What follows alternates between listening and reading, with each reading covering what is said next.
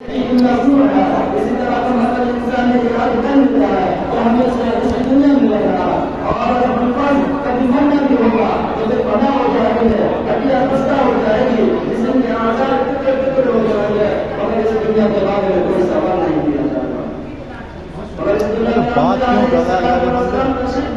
انہوں نے بتایا تمہارا رسول انتہائی ولد تھا، یہ دنیا امتحان نہ ہے، یہاں تمہیں آزمانے کے لیے بھیجے گئے ہیں، یہاں کی تمہاری ہلاکت اور سکون کا حساب ہوگا۔ اور اس دنیا کے رہنے والے انسان ایک عمل کریں گے، سچے راستہ پہ چلیں گے، خالی کائنات کے احکام کے مطابق اپنی زندگی گزاریں گے، تو پھر مرنے کے بعد کامیابی میں قدم چلیں گے۔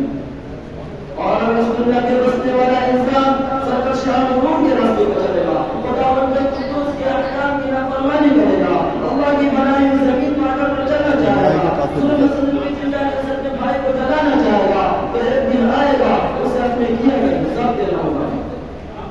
اس سے پوچھا جائے گا تمہیں دو ہاتھ دیے گئے تھے تاکہ تم کسی کمزور کی مدد کرو، تمہیں دو ہاتھ دی گئی تھی تاکہ تم مرد اور شقی کی تمیز کرو،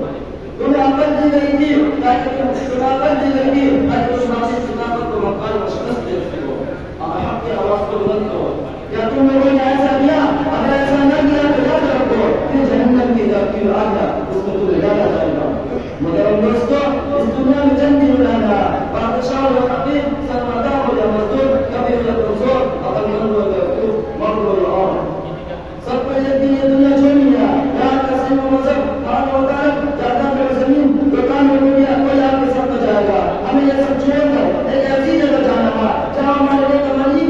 کمائی کر دیں گے، چند پیسے کے ذریعے ہمیں کسی غریب کی مدد کی ہے، چند میٹھی باتیں جو ہم نے کسی مجبور یا کسی کو ایمان دلانے کے لیے کی ہے، چند نکاتے میں ہمارے جو ہمیں قبولیت سے ادا کیا، چند میٹھی باتیں جو کسی مجبور